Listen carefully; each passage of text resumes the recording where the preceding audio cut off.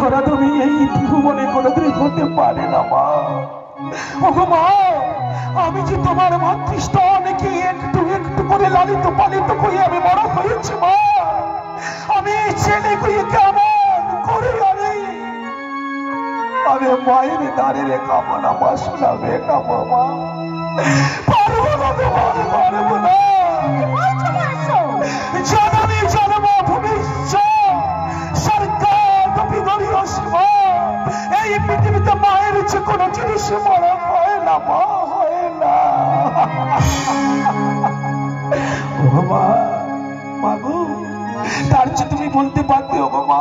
কি বলো মাস্টার বাবু? ওরে পুত্র, আমার জন্য তোকে জীবন দিতে হবে, তাহলে তো আমি হাসতে হাসতে তোমার পদতলে আমার জীবনটুকু আমি বিসর্জন দিয়ে দিতাম মা, বিসর্জন। মাস্টার তুমি পা ছেড়ে দাও বলছো, মাস্টার তুমি আমার পা ছেড়ে দাও। আমি ছাড়বো না। তবে শোনো মাস্টার, তুমি যদি না আমার পা ছাড়ো আর আমার সাথে তুমি যদি না রাজি হও, তাহলে আমি তোমাকে অভিশাপ দেব।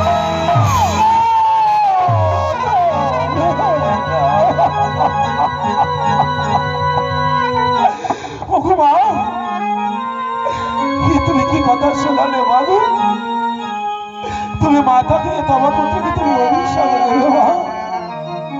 ওগো মা, তুমি মন থেকে যদি সতী পুত্রের ওপরে তুমি অভিশাপ দাও, আমি শুনেছি বাবু মাতার অভিশাপ কোনোদিন বিফলে যায় না মা, বিফলে যায় না।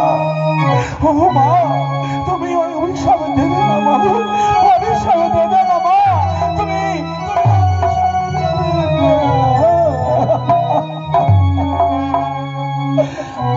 বাবু, তুমি তাহলে আমার কোনো কথা শুনবে না মা?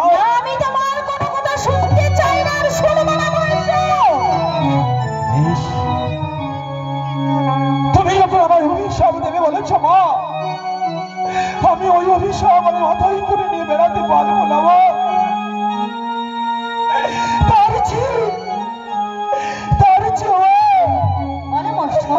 আমি তোমার কথায় আমি